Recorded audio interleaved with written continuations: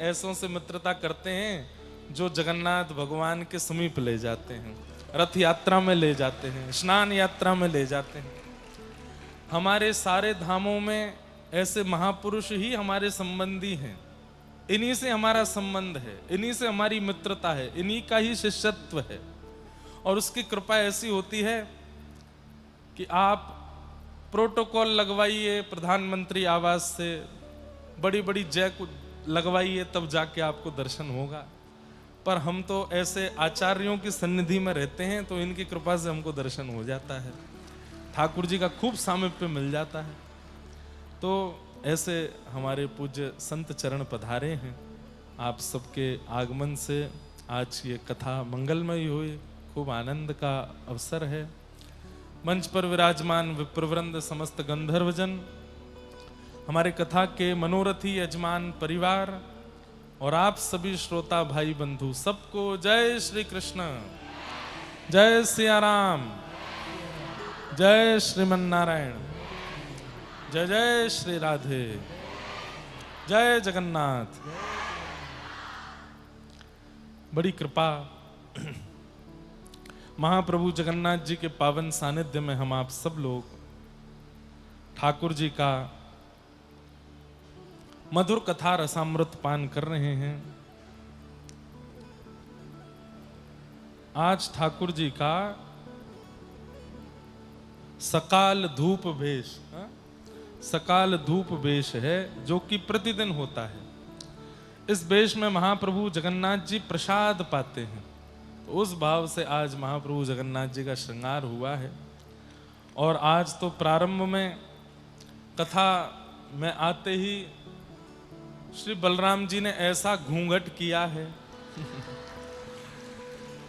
अच्छा, इसके पीछे अर्थ क्या लगाओगे आप? दाऊ दादा क्यों घूंघट कर रहे हैं? दो बातें हैं, ध्यान से सुनना। जब नई नवेली बहू घर में आती है ना, तो वो घर के बड़ों के सामने सिर ढकती है, कई जगह पर थोड़ा पर्दा भी करती है। लेकिन कई बार ऐसा होता है कि बहू बैठी है, बड़े आ जाते हैं, तो बड़ों को पता है कि बहू देख नहीं पाई है, बेचारी सिर नहीं ढक पाई है, संकोच में आ जाएगी, तो बड़े ही घूंघट कर लेते हैं बड़े ही थोड़े से ऐसा भाव रखते हैं। अब आप सबके मन में पता नहीं क्या भाव आया, हमारे मन में तो ये भाव आया कि स्नान पूर्णिमा आने वाली है, महाप्रभु जी का मधुर स्नान होगा, इतनी सुंदर कथा, इतने सारे वैष्णव, तो ठाकुर जी तो आ ही रहे हैं रोज कथा में, बलराम जी भी आ रहे हैं, सुभद्रा जी भी विराजमान हैं, ब्रजवासी भी आ रहे हैं, सब आ रहे हैं। आज शायद कथा में श्री जी आई हैं, इसलिए बलराम जी ने घूंघट किया, दाऊ दादा ने घूंघट किया। अच्छा, ये भी ना कथाएं करते करते, वैष्णव भाव में रहते रहते ऐसा हो जाता है कि आपके सामने परिस्थिति कैसी भी आ जाए, आप उसमें भी एक लीला का दर्शन कर लेते हो, उसमें भी एक लीला का अनुभव कर लेते हो। संसारी व्यक्ति हर परिस्थिति में संसारी बात ही करेगा। यहां से उतरे, नीचे गिरे तो पैर में फ्रैक्चर हो गया, संसारी व्यक्ति क्या कहेगा? देख के नहीं चल रहा था, किसी ने गाली मुझको दी थी इसलिए गिर गया, या फिर वहां पर ऐसा था वैसा था। लेकिन आध्यात्मिक व्यक्ति क्या कहेगा? बहुत दिन से भाग दौड़ कर रहा था, आराम कर नहीं रहा था, तो ठाकुर जी ने घेर करके कही चल आराम कर, कछु दिन पड़ो रहे बिस्तर पर, उठना नहीं है। वैष्णव हर परिस्थिति में भगवत लीला का ही अनुभव करता है, वो किसी भी प्रकार से संसारी भाव की योजना नहीं बनाता है। अब मंदिर में पूजा कर रहे हैं, आरती बुझ गई, तो घर के लोग ओहो कुछ अनर्थ होने वाला है, कुछ गलत होने वाला है। ये नकारात्मक सोच संसारी लोगों के दिमाग में ही आती है, भक्तों के चित्त में नहीं आती।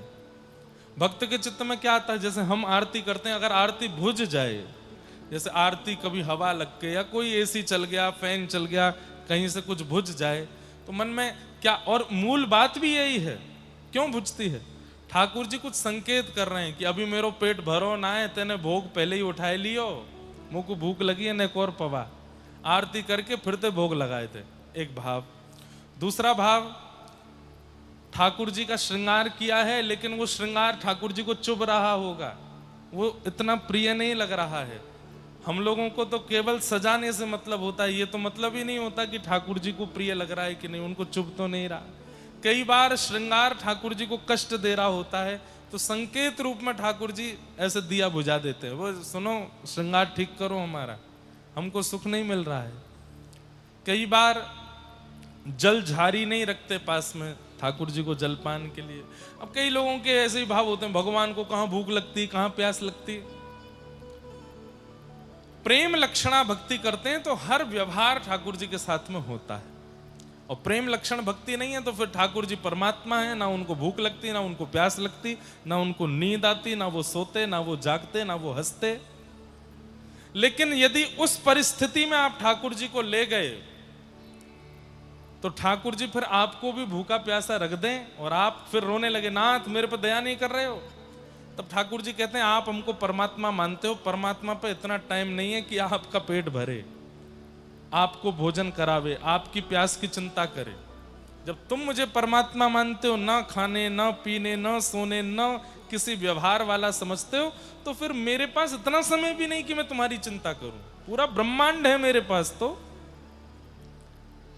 इसलिए ये प्रेम लक्षण की भक्ति है कि हम ठाकुर जी को पवावें, हम ठाकुर जी को सुलावें, हम ठाकुर जी को खिलावें। आवश्यकता नहीं है उनको, लेकिन ये हमारा प्रेम है, हम करावें।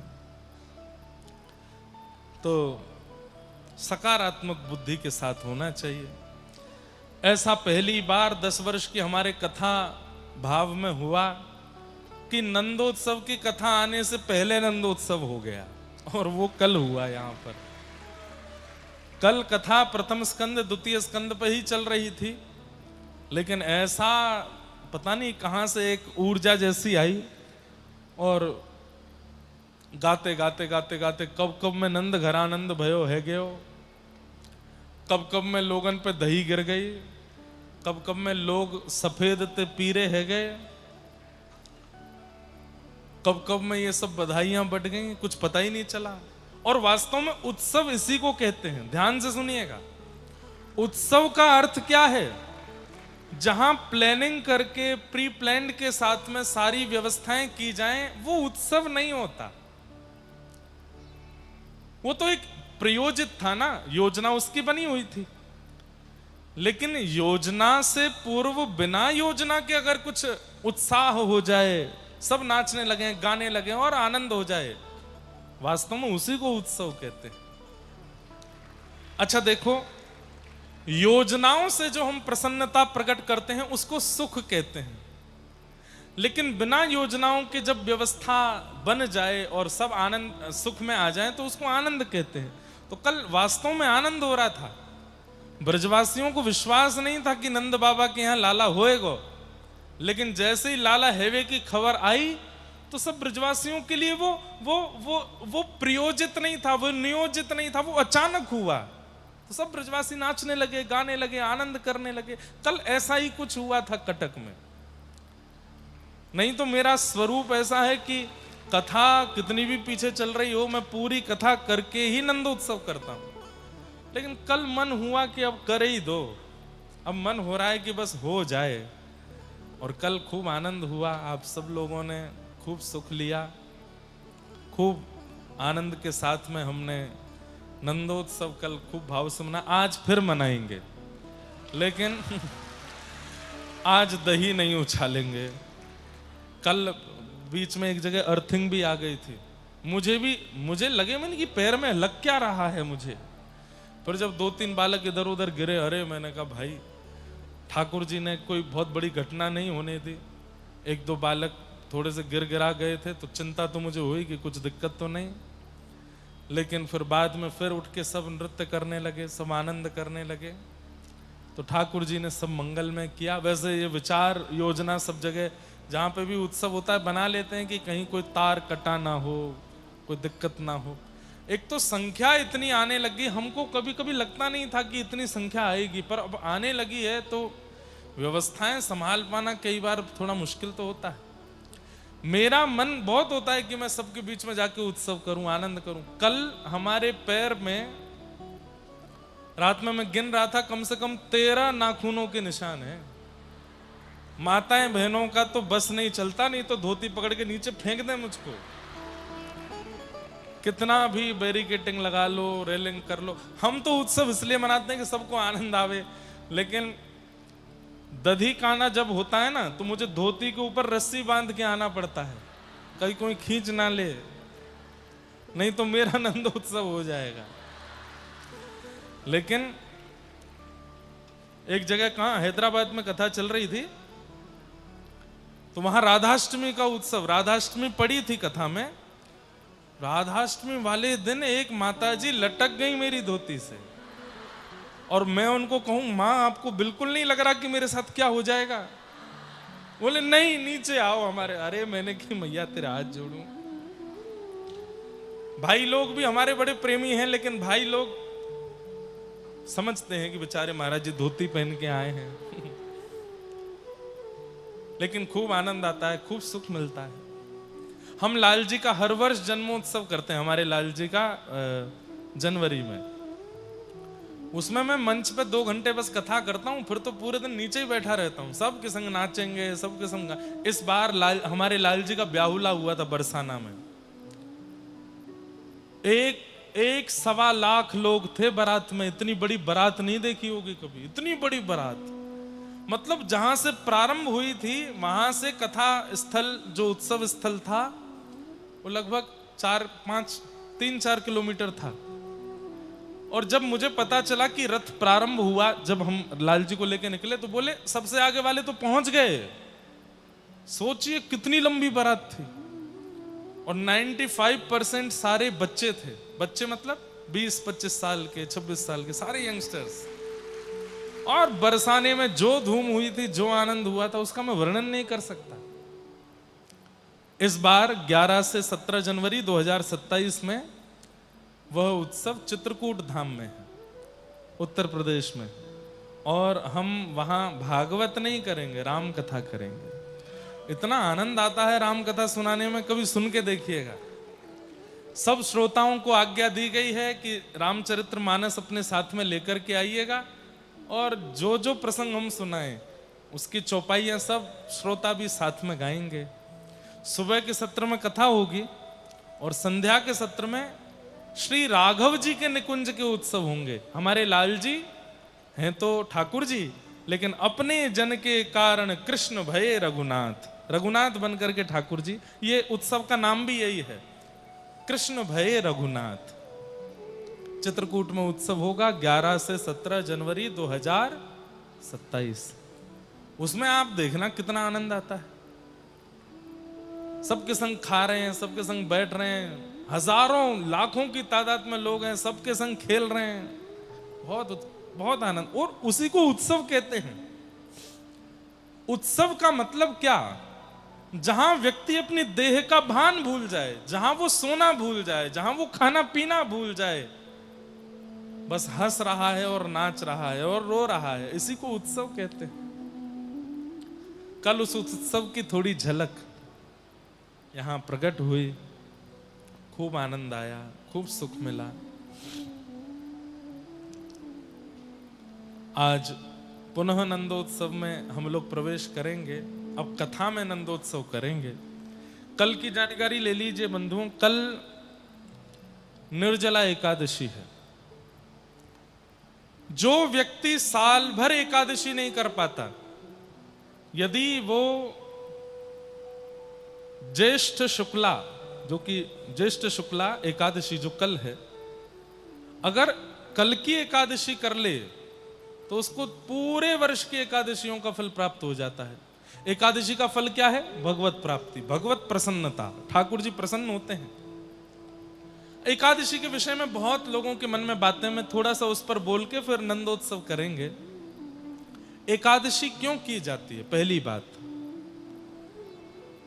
हमारे यूनिवर्स में भी ठाकुर जी ने सबको एक एक दिन की छुट्टी दे रखी है।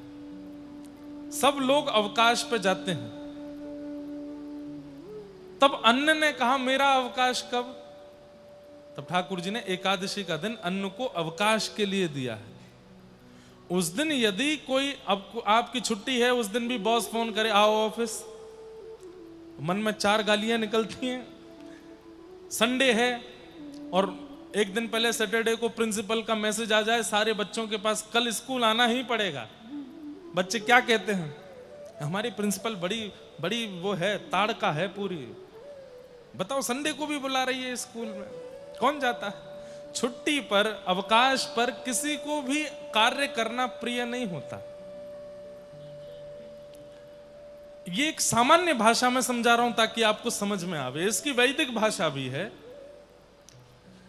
तो एकादशी के दिन अन्न का अवकाश होता है, उस दिन अन्न नहीं पाना चाहिए। आप कहें अगर खा लें तो क्या होगा। अब दूसरी बात सुनो, पाप ने भगवान से प्रार्थना की कि नाथ मैं सहजता में तो किसी को प्राप्त होऊंगा नहीं, कोई गलत करेगा तो ही मैं उसको लगूंगा, और इस कारण से मेरा प्रचलन तो बहुत सूक्ष्म हो जाएगा, जबकि कलिकाल में बहुत प्रचंड है पाप। लेकिन फिर भी ठाकुर जी से प्रार्थना की तो ठाकुर जी थोड़े दयावान तो हो गए, बोले कोई बात नहीं, पाप तुमको भी हम एक सहजता दे देते हैं। बोले क्या, एकादशी के दिन जो अन्न सेवन करेगा उसको तुम सहज लग जाया करोगे, इसलिए एकादशी के दिन अन्न नहीं खाते। अन्न में पाप का निवास होता है उस दिन, इसलिए अतिवृद्ध, रोगी, गर्भवती माताएं और छोटे बालक, इनको अधिकार है, ये पा सकते हैं। बाकी आप स्वस्थ हैं, बिल्कुल ठीक हैं, उचित स्वरूप स्वभाव में हैं, तो उस दिन आपको केवल फल आहार करना चाहिए। फलाहार की भी एक अलग डेफिनेशन हो गई है हमारे समाज में। कूटू की कचौड़ी, कूटू की पकौड़ी, रागी के डोसा बन रहे हैं महाराज। एक जगह तो कूटू का पिज्जा बन रहा था। लोग उस दिन भी फलाहार के रूप में, हमारे वृंदावन में तो नहीं, पता नहीं कहां मैंने देखी थी, एक शॉप का ही नाम था फलाहारी, और एकादशी के दिन उसमें भी भरमार पड़ी, बोले जो आइटम खाना हो खाओ, पानी पूरी भी है फलाहारी। इसका मतलब कोई एकादशी का क्या मतलब हुआ फिर। आपने केवल अन्न छोड़ना ही एक उचितता समझ ली, खा तो सब रहे हो, बल्कि और दिन तो आपकी कैलोरीज इतनी नहीं बढ़ती होंगी। एकादशी के दिन जो खाते हैं, अगर रोज एकादशी वाला भोजन हो जाए तो 1 महीना में व्यक्ति का 15 किलो वजन बढ़ जाएगा। ऐसी ऐसी सामग्री एकादशी पे खाते हैं। फल आहार मतलब केवल फल खाइए, थोड़ा पेट को भी रेस्ट मिलता है, आपका लेवर, ये भी एक साइंस के थ्रू, हमारे शरीर की भावना के थ्रू भी एक अच्छी बात है कि एक दिन आप कुछ खाते नहीं, केवल पानी और फल ही लेते हैं, शरीर को भी अच्छा लगता है। और आध्यात्मिक रूप से वैष्णवों की करवा चौथ है एकादशी। जैसे पत्नी अपने पति के लिए व्रत करती है, ऐसे समस्त वैष्णव जन ठाकुर जी के लिए व्रत करते हैं, ठाकुर जी की प्रसन्नता के लिए व्रत करते हैं। एकादशी पर व्रत करना चाहिए। लेकिन यदि येन केन प्रकारेण आप साल भर एकादशी नहीं कर पाए हैं या नहीं कर पाते हैं, तो कल जो एकादशी है, निर्जला एकादशी, इसको तो निश्चित करना चाहिए। हम तो पहली बार एकादशी तो करते हैं, पर पहली बार कल बिना जल की भी एकादशी करने की सोच तो रहे हैं। वैसे नीलाचल धाम में अलाउ नहीं है एकादशी। अच्छा, इसके पीछे भी कारण है। लोग बाग कहते हैं पीछे एकादशी उल्टी टंगी है, एकादशी ऐसी, ये सब बातें बोलते हैं लोग बाग, लेकिन मूल बात सुनिए कि जगन्नाथपुरी में एकादशी क्यों नहीं होती। हम निर्जला एकादशी की बात कर रहे हैं, पानी यहां तो पिया जा रहा है चकाचक। नेक्स्ट सुनो तो कथा सुनो। श्री जगन्नाथपुरी में एकादशी क्यों नहीं करते, उसके पीछे बहुत बड़ा एक कारण यह है कि एकादशी पर अन्न सेवन करने के लिए मना किया है। लेकिन महाप्रभु जगन्नाथ की रसोई घर में कोई और नहीं, स्वयं महालक्ष्मी विराजमान है, और उनके सामने जैसे ही अन्न आता है और उस अन्न का स्पर्श महालक्ष्मी कर देती हैं तो वो महाप्रसाद बन जाता है, और उस महाप्रसाद में अन्न का दोष नहीं रहता। तो अन्न से जो दोष एकादशी के दिन लगता है वो जगन्नाथ महाप्रभु का महाप्रसाद पाने से वो दोष नहीं लगता। क्यों? स्वयं लक्ष्मी सिद्ध कर रही है उसको। लक्ष्मी के हाथ से बना हुआ है, महाप्रभु जगन्नाथ जी का भोग लगा है, वहां जितने देवता हैं सबने भोग लगाया है, उसके बाद साक्षात बिमला देवी उसको भोग लगाती हैं, वो फिर अन्न कैसे रह सकता है? वो तो महाप्रसाद हो गया है। इसलिए जगन्नाथपुरी में एकादशी के दिन होटल पे नहीं खा सकते, आप बाहर नहीं खा सकते तो पाप लगेगा, मंदिर का महाप्रसाद पा सकते हैं। और स्कंद पुराण तो कहती है आकंठ पर्यंत, मतलब रोज यहां तक खाते हो तो एकादशी के दिन यहां तक खाना चाहिए। क्यों? जगन्नाथ महाप्रभु का वह प्रसाद पाने से एकादशी के दिन और मंगल होता है और आनंद होता है। आप जब महाप्रसाद लेते हैं ना, पहले उसको प्रणाम किया कीजिए, और हो सके तो उतने कण गिनिए। सोचो इतने गोविंद हैं और वे सब गोविंद हमारे भीतर जा रहे हैं, भीतर जाकर के व्यवस्थित हो जाएंगे। इसलिए जगन्नाथपुरी में एकादशी के दिन महाप्रसाद पाना चाहिए, वहां पर व्रत का विधान नहीं है। लेकिन आप प्रसाद पा रहे हो तो भी आप व्रत में ही हो, तो भी आपका व्रत चल ही रहा है।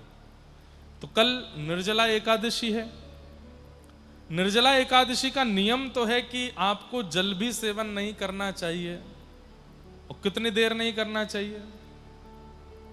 वैसे तो एकादशी का नियम है कि दसवीं के दोपहर के भोजन के बाद से ही अन्न छोड़ देना चाहिए, और एकादशी को पूरे दिन फिर आहार सेवन नहीं करना चाहिए, और द्वादशी को पारणा का समय देख करके उचित आचार्य गुरुओं से पूछ के तब अन्न सेवन, ठाकुर जी का प्रसाद सेवन करना चाहिए। तो कल निर्जला एकादशी है। गर्मी तो बहुत ज्यादा है और निर्जला एकादशी गर्मियों में ही आती है। तो आप अगर हो सके तो फलाहार करिएगा, हो सके तो केवल जल पर रह करके कल रहिएगा, और यदि हो सके तो बेहोश मत हो जाना, बिना जल के करो तो कल का जो दिन है वो बहुत उचित है। हम लोग तो विचार कर रहे थे कल निर्जला करें, लेकिन हमको 4 घंटे बोलना पड़ता है स्टेज पर, गला सूखता है, वह भी सह लेंगे। लेकिन उससे भी बड़ा कल एक कार्य और है कि कल हमारा कटक के साथ फाइनल मैच है सुबह। 12 बनती है कि 12 बत्ती है? 12 बनती है, 12 बत्ती, बाराबती स्टेडियम में। पहले दिन तो वार्म अप मैच हुआ था बारिश में, उस दिन तो हम जैसे तैसे जीत गए थे। कल जो है हमारे ऊपर सुई लटकी हुई है, और कल सुबह 6 बजे से मैच है कटक के साथ। आप सब लोग भी आ सकते हैं उसमें, जो आना चाहे वहां पहुंच जाइए। और कल अगर हम जीत गए तो जगन्नाथ महाप्रभु की कृपा, और कटक जीत जाए तो समझ जाना हमारी कथा की कृपा। हमने ऐसी कथा सुनाई कि कटक वाले जीत गए। दोनों रूप में भलाई हमारी है। तो नियम ऐसा रखा है कि जब तक मैच चलेगा तब तक जल तो पिएंगे, फिर मैच से आने के बाद फिर कल निर्जला करने का भाव है। आप सब भी प्रयास करो। ये पावन महाप्रभु जी का क्षेत्र है और कथा चल रही है। अगर एकादशी का सुंदर भाव कर सको तो जरूर करना चाहिए। दूसरी सूचना कि कल 11 बजे आपके कटक में श्री श्री यूनिवर्सिटी है, वहाँ पर थोड़ी देर का कुछ सेशन है वृंदावन के ऊपर, वहाँ के बच्चों के बीच में। वहाँ पर भी सबको आने की अनुमति है, जो वहाँ आ सकें वो वहाँ आ सकते हैं। सुबह 11 बजे से श्री श्री यूनिवर्सिटी। तीसरी सूचना, कल हमारे परम पूज्य प्रातस्मरणीय पूज्य पिताजी गुरुदेव भी कथा में पधार रहे हैं, और कल और परसों दोनों दिन वे यहाँ विराजेंगे। फिर हमारे साथ पुरी भी जाएंगे, पुरी की कथा का प्रारंभ करा के फिर वो निकलेंगे। 2-3 दिन का गुरुदेव पर अवकाश था, तो 2-3 दिन के लिए यहीं आ रहे हैं। तो कल पूज्य आचार्य चरण पूज्य पिताजी गुरुदेव भगवान भी कल यहाँ दर्शन देंगे। उनकी यहाँ कथा हो चुकी है इसी मैदान में। कितने वर्ष हो गए? 10 साल हो गए? कितने साल हो गए यहाँ कथा हुए? 10 वर्ष हो गए। 10 वर्ष पहले पूज्य पिताजी की यहाँ राम कथा हुई थी इसी जगह पर। 16 वर्ष पहले हुई थी यहाँ राम कथा। और हमारे देवकीनंदन जी बैठे हैं, आपके द्वारा ही कथा हुई थी। और बड़े आनंद के साथ यहाँ 16,100 ब्राह्मणों ने पारायण भी किया था। और मुझे हमारे गुप्ता जी बता रहे थे जब एयरपोर्ट से लेके आए कि उसके बाद अब ही कथा हो रही है, या तो पिताजी की हुई या पुत्र की हो रही है। तो यहाँ पर ये कथा इस मैदान में हम सबको सुख मिल रहा है। बीच में एक बार पूज्य देवकीनंदन ठाकुर जी की भी यहाँ आपके ही परिवार के द्वारा हुई थी। तो ये सौभाग्य है, कल पूज्य पिताजी महाराज भी आएंगे, उनका आशीर्वाद भी कल भी मिलेगा, परसों भी मिलेगा। परसों की कथा, विश्राम परसों ही है ना? हाँ, तो परसों की कथा का समय भी सुबह है। सुबह के सत्र में कथा होगी। आप सब लोग कितने बजे से है? 10 बजे से है ना? 10 बजे से हम आएंगे, आप तो 9 बजे आना। 9 बजे से आके यहाँ विराजमान हो जाइएगा। 10 बजे से लेके दोपहर 12-1 बजे तक कथा का क्रम करके फिर हम यहीं से नीलाचल वारे, अब बाद में गाएंगे। ये शुरू होते ही ये सब खत्म हो जाता है, फिर ये लास्ट में गाएंगे हम।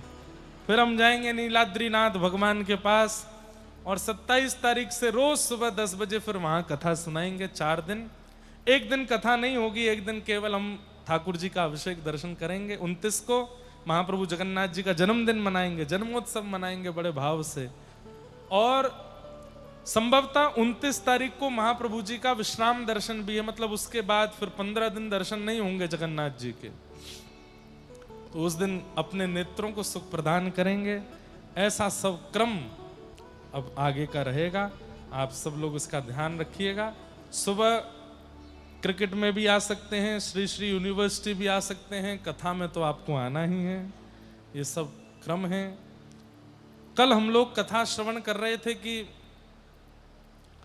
परीक्षित जी महाराज को सुखदेव जी ज्ञानोपदेश कर रहे हैं और श्री सुखदेव जी आज्ञा करके कहते हैं कि राजन परीक्षित, तुम भक्ति की कामना करो, मुक्ति की नहीं। क्योंकि मुक्ति तो भगवान नाम अंतिम समय में लेने से भी प्राप्त हो जाएगी, और मुक्ति का मतलब है मृत्यु के बाद भगवान का दर्शन। भक्ति का मतलब है जीते जी भगवान का दर्शन। तुम तो भक्ति मांगो। हम सबने एक कहीं ना कहीं ये बात मन में रखी है कि हम सब मृत्यु के बाद ठाकुर जी का अनुभव करना चाहते हैं। नहीं, जीवित अवस्था में, प्राण तन में है, उसी अवस्था में हमको ठाकुर जी का अनुभव करना है। ये उद्देश्य आपका होना चाहिए। मृत्यु के बाद क्या पता कि हमको कहां जाना पड़े। युधिष्ठिर को 1 सेकंड के लिए, 1 क्षण के लिए नरक दर्शन करना पड़ा था।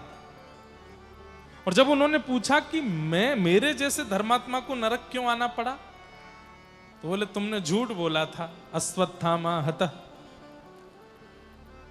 अश्वत्थामा, अरे युधिष्ठिर बोले भगवान ने कहा था मुझे कि तुम बोलो, इस वजह से मैंने बोला था।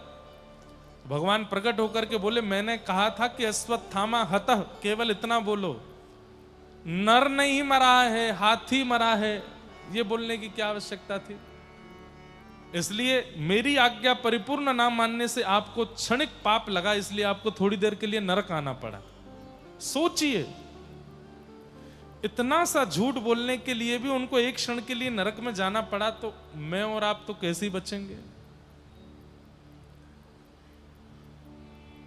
इसलिए खूब भजन करो, खूब जप करो, खूब कथाएं सुनो, खूब ठाकुर जी का मंगल यश गान करो, खूब मधुर दर्शन करो, महाप्रसाद सेवन करो, किसी के साथ बुरा मत करो, छल मत करो, कपट मत करो, सबके प्रति प्रेम भावना रखो। क्योंकि संसार में हिसाब बराबर अच्छे से होता नहीं है। यहां से जाने के बाद कुछ ज्यादा ही अच्छे से हिसाब बराबर किया जाता है। और हिसाब बराबर हो ना हो हमें उससे मतलब नहीं, लेकिन ठाकुर जी से वंचित हो जाते हैं। इसलिए मुक्ति की याचना से जीवन मत जीजिए, भक्ति की याचना करो और अपनी जीवित अवस्था में ठाकुर जी को इन नेत्रों से देखना है, ये उद्देश्य जीवन में धारण करो। संसार के जिस सुख के लिए, संसार के जिस भोग के लिए, संसार के जिस आनंद में कभी कभी हम पड़ जाते हैं, वो इतना आनंददायी है नहीं जितना दिखता है। मुझे छेना पोड़ा बहुत अच्छा लगता है, लेकिन कितना, उसकी एक क्वांटिटी है, उसकी एक लिमिट है। उससे अधिक यदि वो मुझे मिलने लग जाए तो आप छेना पोड़ा दिखाएंगे और मैं भागूंगा, दिखाओ भी मत। दायरे से ज्यादा, लिमिट से ज्यादा इस संसार की कोई भी वस्तु यदि आपको मिल गई तो उससे आपका मन ऊब जाएगा। लेकिन ये जितने आपको मिल जाए, कथा जितनी आपको मिल जाए, सत्संग जितना आपको मिल जाए, भगवत प्रेम जितना आपको मिल जाए, मन भरेगा नहीं। मन सदैव रिक्त ही रहने वाला है, खाली ही रहने वाला है और आनंद में परिपूर्ण ही रहने वाला है। परिपूर्ण होकर के भी जगह रहेगी। ऐसी वस्तु को स्वीकार कीजिए ना। उस वस्तु को सेवन करने से क्या, जो कुछ समय बाद सुख देना बंद कर दे। संसार की हर वस्तु, एक नाम बता दीजिए मुझे कि ये वस्तु महाराज जी कांस्टेंट सुख देती है संसार के। कोई नहीं हो सकती। पत्नी बहुत अच्छी लगती है, पति बहुत अच्छा लगता है, कब तक? कुछ दिन, उसके बाद निभाना पड़ता है। वहां भी ज्यादा प्रियता का अनुभव नहीं होता। फोन है, गाड़ी है, घर है, कपड़े हैं, ब्रांड्स हैं और भी सारी हमारी इच्छाएं हैं, सबका एक लिमिट है।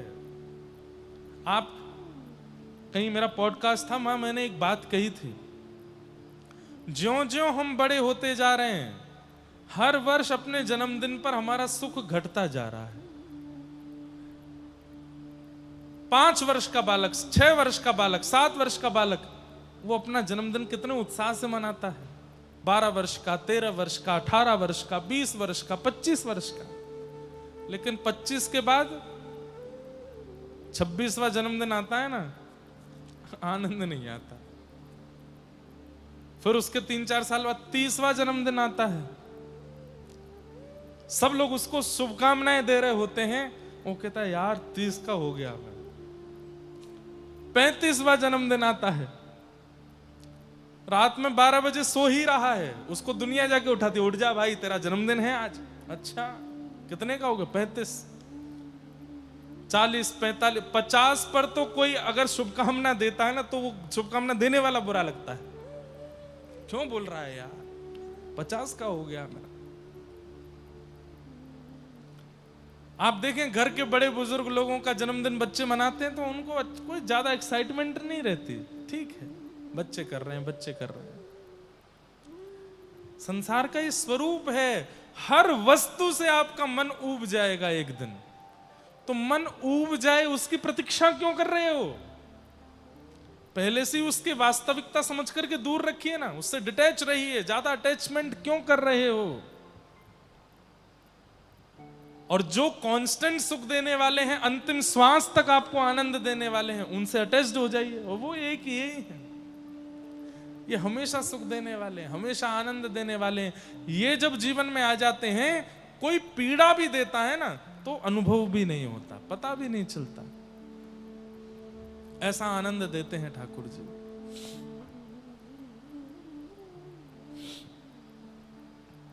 भक्ति की याचना करो। तब सुखदेव जी महाराज ने चरणों में प्रणाम, परीक्षित जी महाराज ने सुखदेव जी के चरणों में प्रणाम करते हुए कहा, भगवान अब मुझे मुक्ति की याचना नहीं है, भक्ति बताओ। और यहीं से सुखदेव जी फिर सुनाना प्रारंभ करते हैं। सृष्टि का प्रसंग सुनाया, चतुश्लोकी भागवत सुनाई, तत्पश्चात कपिल देवोती संवाद सुनाया, ध्रुव जी का प्रसंग सुनाया। मैं सारे प्रसंगों को प्रणाम करते हुए नंदोत्सव में चलूंगा। ध्रुव जी का प्रसंग सुनाया, ध्रुव जी के पूरे वंश का वर्णन किया। इसी में रहुगण राजा और जड़ भरत जी का प्रसंग आया। कई लोग आते हैं और वो मुझसे प्रार्थना करते हैं, बोले महाराज जी हमारे अंदर भक्ति कैसे आवे, प्रेम लक्षणा भक्ति कैसे बढ़े, कृपा कर उसका कोई निधान बताइए, कोई उपाय बताइए। मैं सबसे कहता हूं कि कथा में मैं सारी बातें बताता हूं, वहां सुना कीजिए, लेकिन फिर भी आपको चाहिए कि नहीं, एक कोई ऐसा विषय बताइए जिससे भक्ति चित्त में बढ़े। तो रघुगण, वैसे तो भागवत का हर प्रसंग अद्भुत है, लेकिन रघुगण महाराज को जो जड़ भरत जी बता रहे हैं इसको बहुत ध्यान से सुनो। प्रेम लक्षण भक्ति यदि चित्त में प्रकट करना चाहते हो, ठाकुर जी के प्रति प्रेम और बढ़े, उसके लिए क्या करना चाहिए? तब वे कहते हैं कि रघु गणित तपसा न याति, नचे जयाने वपना गृहीत्वा, न छंदसा नैव जलाग्नि सूर्य, बिना महत्पादरजोभिषेकम्।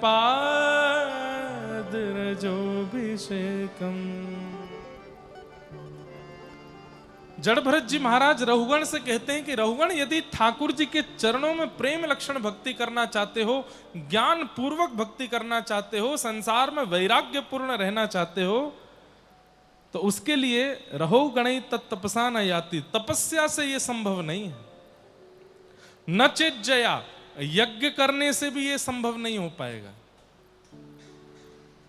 नैव जलाग्नि सूर्यो, ना ही सूर्य को जल देने से, ना ही वेद अध्ययन करने से, ये सब करने से आपके मन में प्रेम लक्षण भक्ति प्रकट नहीं हो सकती। तो बोले फिर कैसे हो सकता है? बोले बिना महत्पादरजोभिषेकम।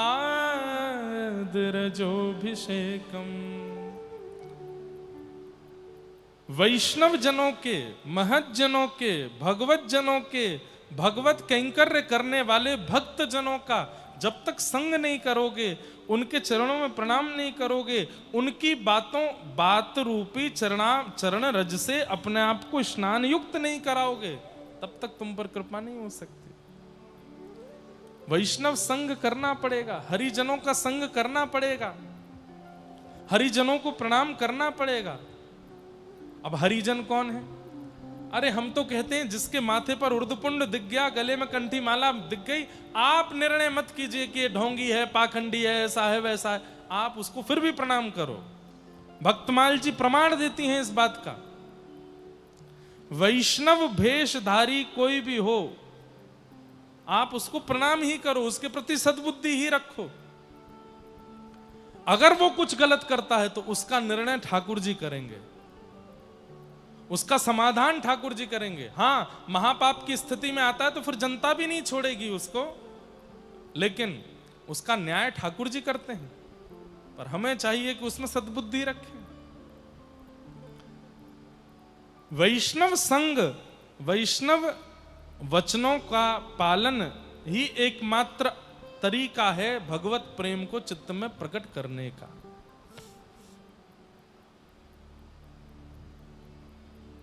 इसलिए महत जनों के, वैष्णव जनों के, भगवत जनों के वाणी का खूब अक्षरशः पालन करो, खूब उनका सम्मान करो, खूब उनको वंदन करो, खूब उनको प्रणाम करो। उनकी कृपा से ही भगवत प्रेम प्राप्त हो सकता है। एक कथा आती है, श्री गिरिराज जी की तलेटी में हमारे व्रजमंडल में एक व्यापारी रहता था। वो श्रीनाथ जी के दर्शन मंदिर कभी नहीं जाता था, लेकिन उसको पता चल गया था कि लोग बाग खूब भक्त हैं, तो मंदिर से कोई भी व्यक्ति आता था तो उससे पूछ लेता था आज भगवान का श्रृंगार कैसा है। तो कहते नीले वस्त्र हैं, मोतियों की माला है, ऐसी पाग है, ऐसे कुंडल हैं, ऐसे कड़ूले हैं। तो वो एक पेड़ के नीचे बैठ करके बढ़िया लच्छेदार वाणी में सुंदर सुंदर बातों में सजा करके उस विषय को सुनाता था, और खूब सारी भीड़ उसको सुनने के लिए आती थी। बोला आज भगवान ने नीली पोशाक पहनी है, आज ऐसे मोतियों की माला पहनी है, ऐसे कानों में कुंडल पहने हैं, जबकि वो स्वयं कभी दर्शन करने नहीं जाता था। केवल आते जाते लोगों से सुन लेता था। एक बार श्री भक्तराज सूरदास जी महाराज निकले, उन्होंने जब उसकी वाणी सुनी तो वे समझ गए, ये लटके झटके करके बोल रहा है लेकिन स्वयं दर्शन नहीं करता है ठाकुर जी के। लोगों को आकर्षित करने के लिए, भ्रमित करने के लिए, अपना दास बनाने के लिए बस बोल रहा है, स्वयं दर्शन नहीं करता ठाकुर जी का। तो सूरदास जी उसके पास जाकर के बोले, सेठ जी बहुत अच्छी कथा करते हो आप तो।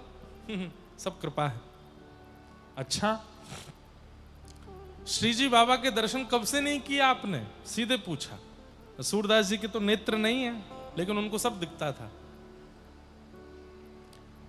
तो वो बोलता था, मैं तो आज सुबह ही करके आया। बोले थोड़ा और सच बोलो। अब आपसे क्या, कल रात को किए थे। बोले थोड़ा और सच बोलो। कल राजभोग में किए थे। बोले अब तुम अच्छे से सच बोल ही दो ना, कब किए थे? बोले अब आपसे क्या छुपाऊं, 1 सप्ताह पहले किए थे। बोले सुनो, अब भी तुम झूठ बोल रहे हो, सच बताओ दर्शन कब किए थे? अंत में उसने कहा मैंने 3-4 महीने से दर्शन ही नहीं किए। सूरदास जी बोले अब सच बोले ना। और यहां बैठ करके बढ़िया लच्छेदार वाणी में प्रवचन करते हो, दुनिया को जो है ठाकुर जी के बारे में बता बता करके ऐसा प्रतीत कराते हो कि तुम भगवान का नित्य दर्शन करते हो और स्वयं जाते भी नहीं हो। चलो मेरे साथ दर्शन करने चलो।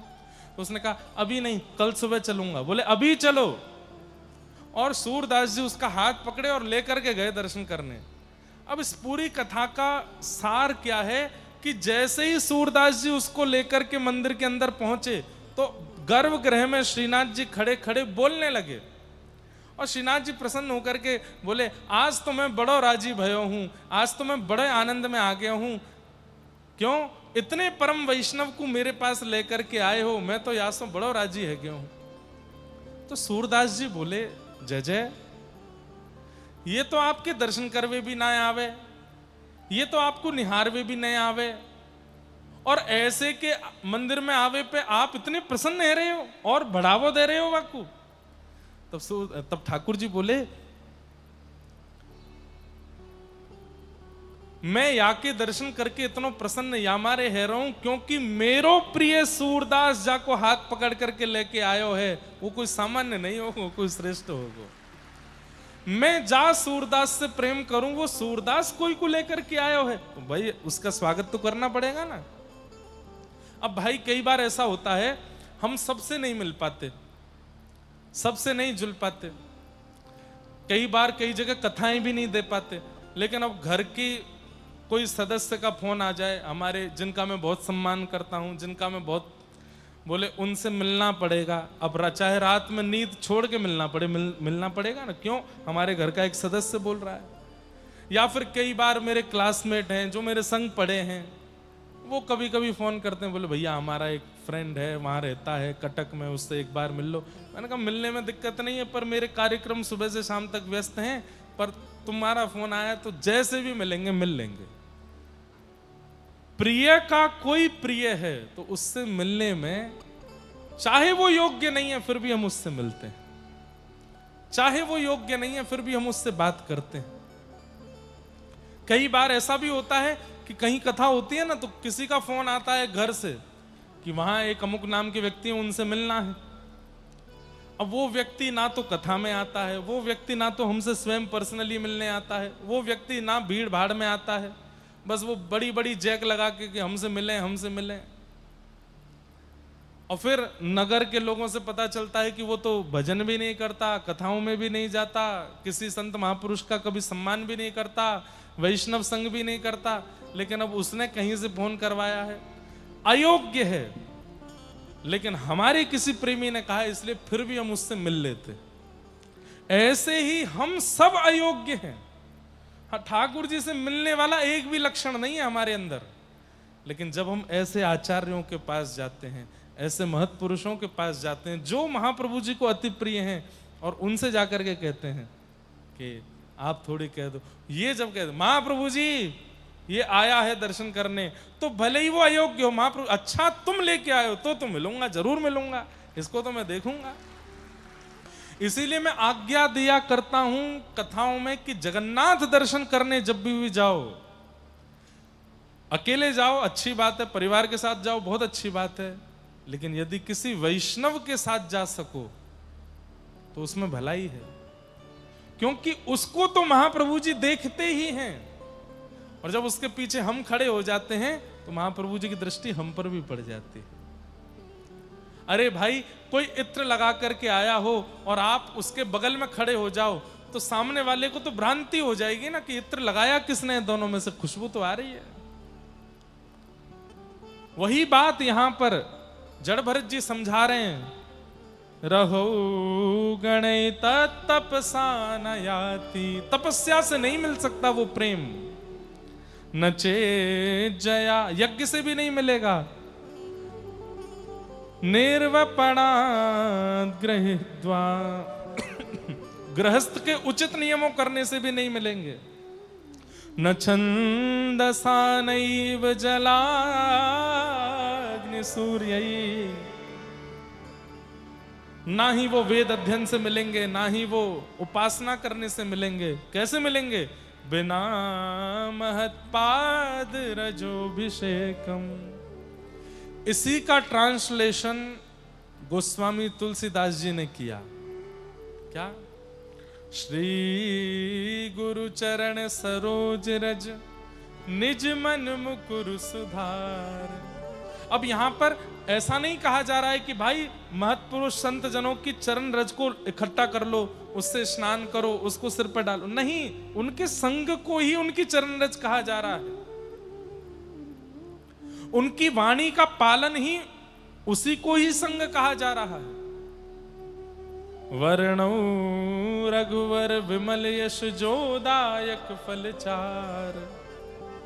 गोस्वामी तुलसीदास जी ये बात अपने लिए कह रहे हैं कि मेरी सामर्थ्य नहीं है, गुरुजनों की कृपा से मैं अपनी मन बुद्धि को पवित्र करके राघव जी का सुंदर चरित्र लिख रहा हूं। बुद्धिहीन तनु जान के सुमिरौ पवन कुमार। मैं बुद्धिहीन हूं ऐसा मान करके हे हनुमान जी महाराज आप मुझ पर कृपा करना। बल बुद्धि विद्या देहु मुहे हरऊं कलेश विकार। कभी ना अवसर मिले, जितने युवा बैठे हैं यहां पर मेरी बात बहुत ध्यान से सुनना, कभी अवसर मिले तो हनुमान चालीसा का पाठ मत कीजिएगा, एक एक चौपाई पढ़ के उसका अर्थ देखिएगा, इसलिए लिखा क्या है, इसका भाव क्या है, यहाँ गोस्वामी जी कहना क्या चाह रहे हैं। इतना आनंद आएगा आपको, आप कहेंगे कि भाई मैं 25 वर्ष का हो गया हनुमान चालीसा करते करते, लेकिन जो सुख अर्थ पढ़ के हनुमान चालीसा आप हनुमान चालीसा करेंगे नेत्रों से आंसू गिरने लगेगा, ऐसी है हनुमान चालीसा। तो बिना महत्पाद रजोभिषेकम, बिना महत जनों की कृपा के प्रेम प्राप्त नहीं होगा, प्रेम की प्राप्ति नहीं हो सकती।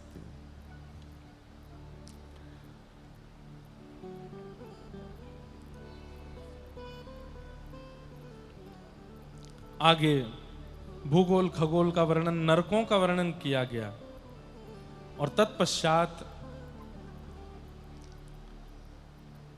नारायण कवच का वर्णन, भगवान के एक भक्त हुए वृत्रासुर, उनकी कथा सुनाई गई। तत्पश्चात उनके पूर्व जन्म की कथा और श्री प्रहलाद चरित्र सुनाया गया, जहां कृपा करके भगवान नृसिंह बन करके प्रकट हुए। देवासुर संग्राम, बलि वामन अवतार की कथा सुनाई गई। गजेंद्र मोक्ष और नवम स्कंद में सूर्यवंशी राजाओं का चरित्र आया, जिस वंश में भगवान श्री राम प्रकट हुए। बोलो राजा रामचंद्र भगवान की। गुरुवर थे त्यक्त राज्यो व्यचरदनुवनम पद्म पद्भ्याम प्रियाया, पाणिस्पर्शाक्षमाभ्याम मृतिद पथरुजो यो हरिन्द्रानुजाभ्याम, वैरूप्याशुर्पणख्या प्रिय विरहर्ष रोपिता ब्रूविजंभ, तस्ताब्धिर्वद्ध सेतु खलदवदहन कौशलेन्द्रोवतान।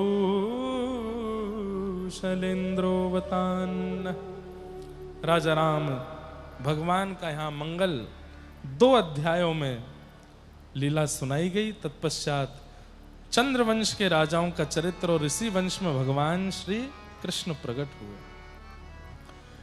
2 श्लोकों में पूरी कृष्ण कथा सुनाकर के परीक्षित जी महाराज मौन हो, सुखदेव जी महाराज मौन हो गए। परीक्षित जी ने चरणों में प्रणाम करते हुए कहा, भगवान मैंने सब राजाओं की कथा सूक्ष्म विस्तार से सुनी, आपने जैसे सुनाई मैंने सब सुना, लेकिन कृष्ण लीला तो मुझे अब पूर्ण विस्तार से सुनाओ। तब राजा परीक्षित को श्री सुखदेव जी महाराज कृष्ण लीला सुनाते। वसुदेव ग्रहे साक्षात भगवान पुरुष पर जनिष्यते तत्प्रियार्थम संभवन्तु सुरस्त्रिय। भगवान ने आकाशवाणी करते हुए पृथ्वी को आज्ञा दी थी, क्योंकि पृथ्वी बहुत व्याकुल थी। क्यों? इतने राक्षस, इतने दुष्ट इस पृथ्वी का भार बढ़ा रहे थे। तब पृथ्वी ने याचना करते हुए कहा, नाथ मुझे पाप मुक्त कब करेंगे? अच्छा एक बात बोलूं बंधुओं, समझने योग्य बात है, ध्यान से सुनिएगा। पृथ्वी को सबसे ज्यादा भार कौन से व्यक्ति का लगता है बताओ? स्थूल व्यक्ति का। लेकिन हम लोगों की भाषा तो ऐसी है, बॉडी शेमिंग करने में तो हम लोग बहुत आगे हैं। जैसे दिख जाए कोई बढ़िया, कोई बड़े शरीर का व्यक्ति चल रहा हो, क्या कहते हो, देखो पृथ्वी का भार घूम रहा है, देखो हाथी घूम रहे हैं।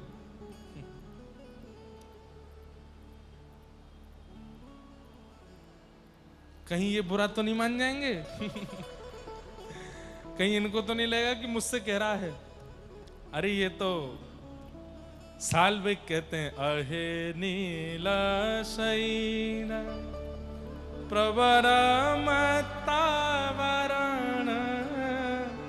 मुआरत नलनी बनकु करदलन। हे नीलाचल पर्वत के मतवाले हाथी जगन्नाथ, मेरे आर्त रूपी दलदल में खिले हुए कमलों को अपने चरणों से आप रौंद दीजिए नाथ। वो तो गजेंद्र ही कह देते हैं इनको, और ये गज रूप धारण भी करते हैं। ये बुरा नहीं मानते, बुरा तो संसार के लोग मानते हैं, हमसे मोटा कह दिया, हमसे ऐसा कह दिया, ऐसा कह दिया, ये नहीं मानते। लेकिन वास्तव में पृथ्वी को भार किनका लगता है? असत्यवादी लोगों का। जो व्यक्ति कोरा सफेद झूठ बोलता है, दुनिया की कसमें खा लेता है। कई लोग हैं, भगवान की कसम, भगवान की कसम, भगवान की कसम तो ऐसे मुंह पर रखी रहती है, उनके जैसे भगवान इनके घर के ही हैं क्या? ये भी एक पाप है कि आप भगवान की कसम खाते हो। गॉड प्रॉमिस नहीं करना है। ठाकुर जी कसम मत खाओ, अपनी खाओ, पतिदेव की खाओ, पत्नी जी की खा जाओ, परिवार की खा लो, ठाकुर जी की मत खाओ। ठाकुर जी की कसम नहीं खानी चाहिए, अपराध है, पाप है। अब मैंने कभी देखा तो नहीं, लेकिन सुना है कि कोर्ट में गीता जी पर हाथ रख के सौगंध दिलाते हैं, मैं जो कहूंगा सत्य कहूंगा, सत्य के सिवा कुछ नहीं कहूंगा। ऐसा हमने टीवी सीरियल और उसमें तो देखा है। पर वहां पर भी अगर वो अपराधी झूठ बोलता है तो यहां तो दंड उसको मिलना ही है, लेकिन उसके बाद में यमलोक में जो उसका दंड निश्चित होता है भगवान की कसम खाने के लिए, बहुत गलत है। तो सबसे ज्यादा भार पृथ्वी को लगता है असत्यवादी लोगों का। और इसका एक प्रसंग आता है जयदेव महाप्रभु का। जयदेव महाप्रभु जब बहुत ख्याति प्राप्त हो गए थे, गीत गोविंद चारों दिशाओं में खूब आनंद से ख्याति प्राप्त कर चुका था, तो कई दुश्मन भी हो गए। एक बार जयदेव महाप्रभु अपने किसी शिष्य के यहाँ से आ रहे थे, सोने की कुछ मोहर आपके पास रखी थी, तो मार्ग में कुछ लोगों ने रात्रि में इनको रोक लिया और रोक करके इनका सब धन आदि छीन लिया। तब जयदेव महाप्रभु तो वैष्णव हैं, उन्होंने अपने आप ही दे दिया, बोले ये भी ले जाओ, ये भी ले जाओ। तो उन चोर डकैतों ने मन में विचार किया कि ये अपने आप सारी सामग्री दे रहे हैं, कहीं ऐसा तो नहीं ये इतने विश्वास में है, ये इतना प्रसन्न है, ये डर नहीं रहा है, कहीं ऐसा तो नहीं ये राजा का कोई संबंधी है, हमको सब सामग्री देने के बाद और हम इसको छोड़ जाएंगे तो ये राजा से जाके शिकायत करके हमको बंदी बनवा दे। इतना निर्भीक कोई कैसे हो सकता है। और ये बात जान करके उन लोगों ने महाप्रभु जी के हाथ काट दिए और उनको एक कुएं में फेंक दिया। वे सब तो वहां से चले गए सारा धन लूट करके, और श्री जयदेव महाप्रभु कुआं में पड़े पड़े गीत गोविंद गा रहे थे। धीर समीरे यमुना तीरे बसती बने। बंधुओं, मैंने हर जगह कहा है, गीत गोविंद का पाठ प्रारंभ कर दीजिए। महाप्रभु जगन्नाथ जी को इतना पसंद है, श्री नाभा जी कहते हैं ता सुनवे राधा रमण अवश्य पधारे हैं। जब भी कोई गीत गोविंद गाता है तो ठाकुर जी मंदिर छोड़ के एक क्षण के लिए सामने आ जाते हैं और आकर के सुनते हैं। इतना प्रिय है ठाकुर जी को। रोज रात्रि में इतना बड़ा प्रेमी आपने दुनिया में नहीं देखा होगा। आपने प्रसन्न होकर के मुझे सोने की कोई सामग्री दी, आपने प्रसन्न होकर चांदी का मेरा चित्र बना के दिया, आपने प्रसन्न होकर के डायमंड की कुछ सामग्री मुझे दी, चश्मा दिया, जूते दिए। कितने दिन में उनको अपने पास रखूंगा? 1 दिन, 2 दिन, 4 दिन, 10 दिन, 1 साल, 2 साल, 15 साल, 20 साल। जयदेव महाप्रभु को पृथ्वी पर आए 1000-1500 वर्ष हो गया। गीत गोविंद की रचना 1000-1500 वर्ष पहले हुई और यहीं पास में ही जन्मस्थली है उनकी। मुझे बताया गया कटक के पास ही है। आज तक जगन्नाथ महाप्रभु गीत गोविंद को हृदय से लगा के, अरे 1500 वर्ष पुराना प्रेम है महाप्रभु जगन्नाथ का। हम सबका प्रेम घटता है पर ठाकुर जी का प्रेम बढ़ता। आज भी गीत गोविंद ही हृदय से लगा के सोते हैं। कौन ऐसा प्रेमी हो सकता है? तो जयदेव महाप्रभु को जब वे डाल गए हाथ काट के, तो आप भीतर पड़े पड़े गीत गोविंद गा रहे थे। तभी एक राजा वहां से निकला। वो राजा गीत गोविंद पढ़ता था। उसने जब गीत गोविंद की शब्दावली सुनी, वो जानता नहीं था जयदेव महाप्रभु कौन है। उसने भीतर देखा तो रक्त मंडित हैं, हाथ कटे हुए हैं। महाप्रभु जी को बाहर निकाला, अपने राज्य में लेके गया, मल्लम पट्टी कराई और अपना राजगुरु बना दिया। उसे पता चला कि ये जयदेव महाप्रभु हैं, तो और प्रसन्न हो गया। मैं तो नित्य गीत गोविंद का पाठ करता हूं, अब आप मेरे राज्य में ही रहिए, आज्ञा कीजिए मैं क्या करूं। तब जयदेव महाप्रभु ने आज्ञा की कि तुम ब्राह्मणों के लिए रोज कुछ दान किया करो।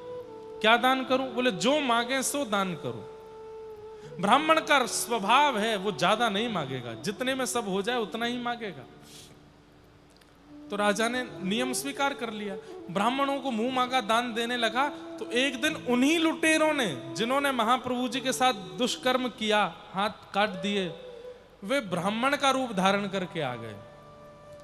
और जैसे ही राजभवन में प्रवेश किया, राजा के बगल में बैठे जयदेव महाप्रभु को देख के वे सब चौंक गए। अरे ये तो वही हैं जिनके हमने हाथ काटे थे। उल्टा वापस जाने लगे तो जयदेव महाप्रभु बोले, अरे राजन देखो तो आज हमारे गुरु भाई आए हैं, स्वागत करो इनका। राजा ने कहा, अरे आप हमारे गुरु जी के गुरु भाई हैं, स्वागत, हम आइए। माला पहनाई, तिलक किया। वे तो कांप रहे थे, बोले कि अब हमारे साथ बहुत बुरा होने वाला है। जयदेव महाप्रभु ने कहा, ये जो मांगे उससे दुगुना देना। और दुगुना दुगुना करके राजा ने दिया। बहुत सम्मान किया, खूब प्रसाद पवाया।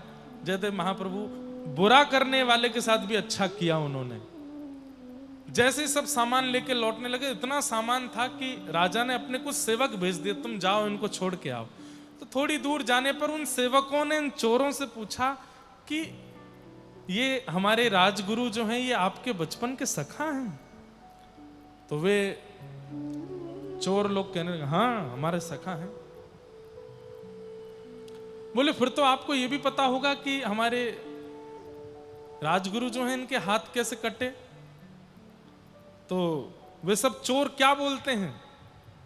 बोले अब सच्चाई को तो सब छुपाते हैं लेकिन हम लोग जानते हैं। बोले क्या? बोले इसने गुरुकुल में गुरुजी की चोरी करी थी, और वो झूठ बोल रहे हैं चोर, और गुरुजी की चोरी करके सारा धन हड़प के भाग रहा था। तब गुरुजी ने हम लोगों को आज्ञा दी कि तुम वन में जाकर के इसका वध कर दो, पर हम लोगों ने दया करके इसका वध नहीं किया, इसके हाथ काट दिए। जैसे ही ये झूठ बोला, जैसे ही ये असत्य वचन कहा, कहते हैं पृथ्वी फट गई और वे चोर सारे पृथ्वी में समा गए। पृथ्वी को सबसे ज्यादा भार लगता है असत्यवादी लोगों का। और दूसरा दोष क्या था इनके अंदर? कृपणता। महाप्रभु जी ने तो बुरा होने के बाद भी अच्छा किया था तुम्हारे साथ, तो उसके बाद भी तुम उनका अनहित चाह रहे हो, उनके प्रति कृतज्ञता ज्ञापन नहीं कर रहे हो, इसलिए पृथ्वी फट गई और वे सब समा गए। इसलिए दो बातों का याद रखिएगा, एक तो झूठ कम बोलिए, और हो सके तो वैष्णव महापुरुष संत जनों के प्रति तो बिल्कुल झूठ मत बोलिए। दूसरी बात, आपके साथ कोई अच्छा करे तो अच्छा करने के बाद में बाहर जाकर के हो सके तो उसकी प्रशंसा कीजिए।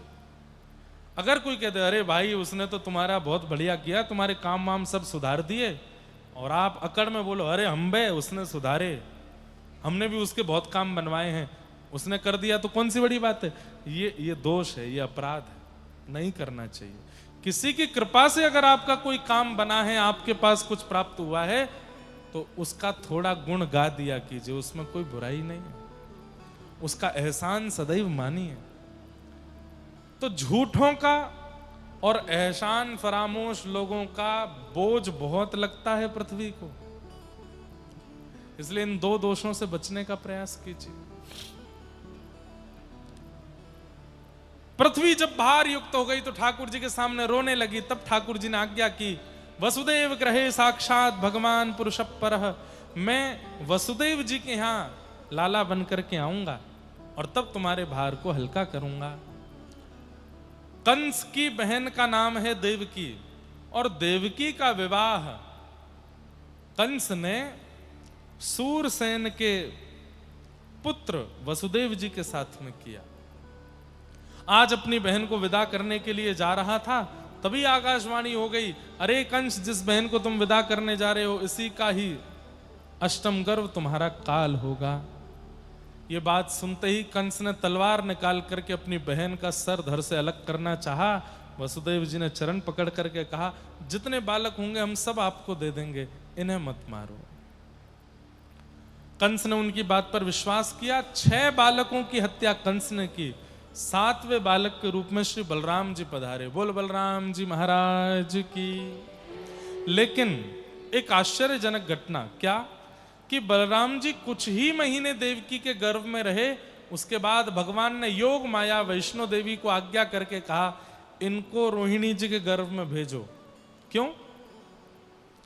बोले दाऊ दादा हैं, बड़े भैया हैं, जन्म लेते ही कंस का वध तो यही कर देंगे, जन्म लेते ही सारे राक्षसों का दलन करने लगेंगे, मेरे अवतार के होने से पहले पहले तो सारे काम निपटा देंगे ये।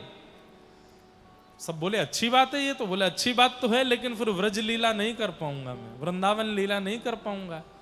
पृथ्वी पर रहने के लिए कोई बहाना भी तो चाहिए, इसलिए इनको रोहिणी जी के गर्भ में भेजो ताकि ये कंस वध ना कर पाए।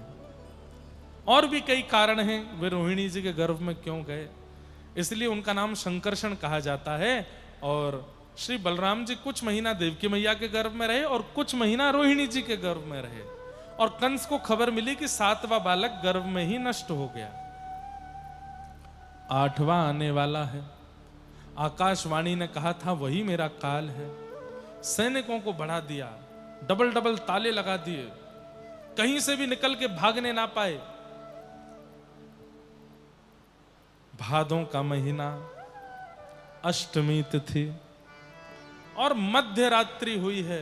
मंदम मंदम जलधरा, आकाश से मंदम मंदम बारिश हो रही है। और तभी देव की मैया के गर्भ से एक दिव्य तेज प्रकट हुआ और शंख चक्र गदा पद्म धारण करके भगवान कृष्ण प्रकट हुए। बोल बाल कृष्ण लाल की जय। सब लोग हाथ जोड़ के वंदन करो। तम अद्भुतम बालकमं भुजक्षणं चतुर्भुजं शंख गदायुधायुधं श्रीवत्सलक्ष्मं गलसौभकौस्तुभं पीतांबरम सांद्रपयोध सौभगम। जब ठाकुर जी प्रकट हुए उस समय रूप कैसा है? बोले अद्भुत हैं। और कैसे हैं? बालक हैं, छोटे से ही हैं, लेकिन अद्भुत क्यों हैं? बोले शंख गदार युधायुधम, शंख चक्र गदा पद्म, चार भुजा धारण करके प्रकट हुए हैं। कोई बालक चार भुजा में आता है? अरे चार भुजा में आए यहां तक भी ठीक था, चारों भुजाओं में आयुध लेके आए हैं, शंख चक्र गदा पद्म लेकर के आए हैं। और इतना भी हो गया तो भी चलेगा। पीतांबरम, पीतांबरी पहन के आए हैं, कौस्तुभ मणि पहन के आए हैं। ये तो सज धज के ऐसे आए जैसे ब्याह में जाना हो इनको। गर्भ से कोई बालक ऐसे जन्म लेता है क्या? इसलिए कहा अद्भुतम बालकम। छोटे से लाला, शंख चक्र गदा पद्म, पीतांबरी और गले में कौस्तुभ मणि पहन करके भगवान प्रकट हुए। देव की मैया ने प्रणाम किया। ठाकुर जी पीछे हट गए। बोले मैया मैं लाला बन के आया हूं आपका, आप मुझे प्रणाम कर रही हो? देव की मैया बोली देखने में पिताजी से लग रहे हो इसलिए प्रणाम कर रही हूं। अरे कौन सा बालक कपड़े पहन के आता है, मणि पहन के आता है, शंख चक्र लेके आता है? बालक के जन्म होने के कुछ लक्षण होते हैं, उसी से ही तो अनुभव होता है कि बालक का जन्म हुआ। ठाकुर जी बोले हमें बता दो क्या क्या अनुभव होता है। बोले पहली बात, बालक चार भुजा में नहीं दो भुजा में आता है। ठाकुर जी ने दो भुजा कर ली। शंख चक्र अंतर ध्यान करो, ये कौस्तुभ मणि अंतर ध्यान करो। सुनो वस्त्र उतारो। ठाकुर जी बोले जरूरी है? बोले है जरूरी, उतारो। छोटे लाला नहीं हो? ठाकुर जी बोले ठीक है ये भी उतार दे। तो उतार दिए। बोले अब? बोले अब रोइए, उआ उआ करके रोइए। बोले मैया मैं क्यों रोऊं? कोई कष्ट नहीं। कष्ट नहीं, बालक का जन्म होता रोता है वो। बोले अच्छा ठीक है मैं रोऊंगा तो फिर कंस मामा उठ जाएगा। बोले नहीं उठेगा, रो। तो ठाकुर जी लेट करके दोनों हाथ